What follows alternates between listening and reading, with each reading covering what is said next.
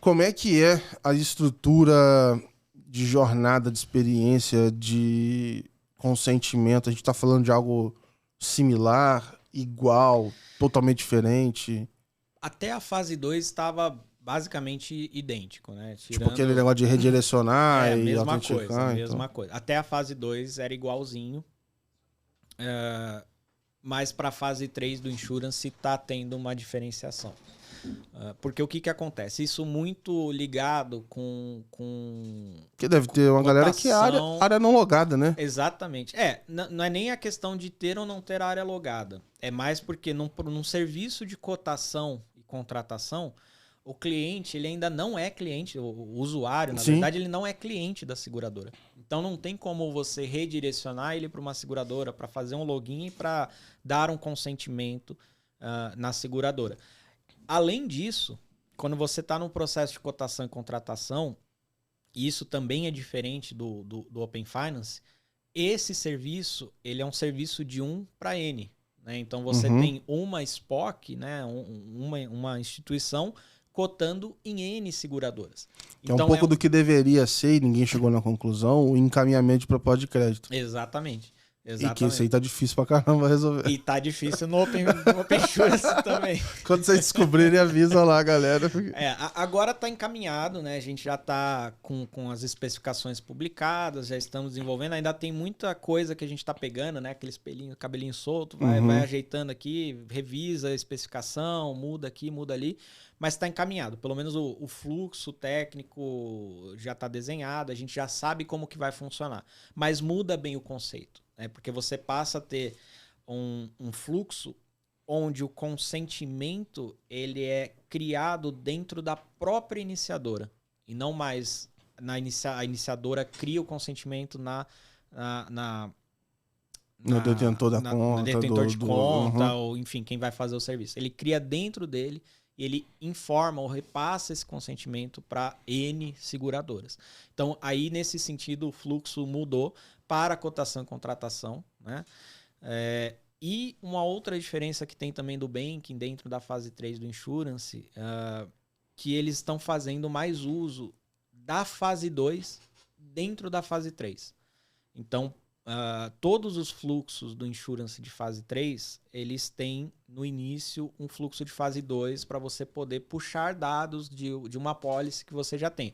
Por exemplo, endosso e sinistro é óbvio, porque para você fazer endosso ou sinistro, você precisa necessariamente já ter uma apólice. Né? Então você embarca esse fluxo de fase 2 dentro da fase 3 para você puxar essa apólice da seguradora.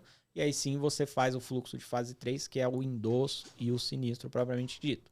E no fluxo de cotação e contratação, eles estão embarcando esse fluxo de fase 2, mas como um facilitador, né, de experiência. Porque é até um ponto que a gente está analisando hoje lá na Finance Stack, entendendo esse desenho da cotação e contratação. Porque quando você vai fazer a cotação de um seguro, e cada ramo, cada tipo de seguro exige um set de dados completamente diferentes. Né? Você tem alguns campos, algumas coisas são similares, mas quando você vai cotar um automóvel, é completamente diferente. Porque você cotar tem muito seguro diferente um do outro, né, cara?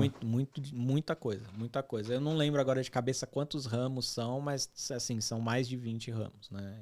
Tipos de seguro diferentes.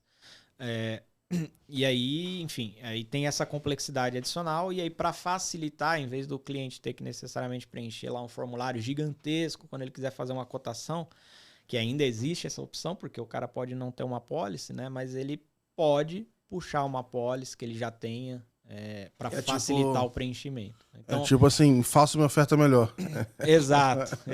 Mas o que eu acho curioso é que assim, isso já está nascendo nativo dentro da jornada que está sendo entregue ali pela estrutura do Open Insurance. Né? Diferente de você falar, ó, isso aqui é o básico, é o manual, é o padrão, e deixo a cargo das implementadoras de plugar um fluxo de fase 2 ou não. Não, ele já está nascendo dentro. Isso. Né? Isso também é uma coisa diferente do que a gente já viu aí anteriormente. Legal.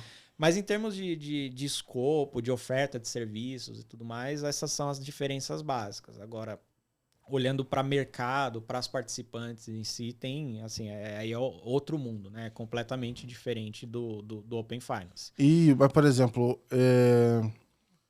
quando saem atualizações ou quando o Open Finance muda, pode servir de algum impacto também no Open Insurance ou vice-versa? Deveria servir mais do que é hoje, né? Eu acho que, assim, tem comunicação, né, entre as estruturas, tanto porque agora está tendo toda a conversa de interoperabilidade, mas aí, assim, acaba ficando um pouco fora do que a gente tem visibilidade direto, mas ou essa conversa deveria ser mais ágil, né, ou ter mais.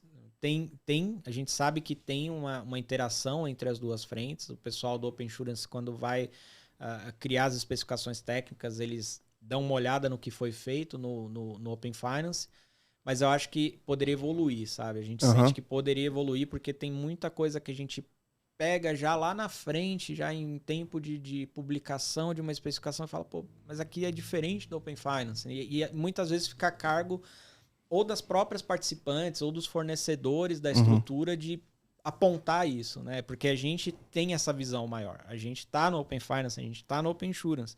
Então a gente consegue olhar e falar, ó, sei lá, esse status aqui do consentimento está faltando aqui, porque lá no Open Finance você tem um status de consentimento consumido, né? Para você evitar de reutilizar aquele consentimento. Ah, então vamos voltar e redesenhar.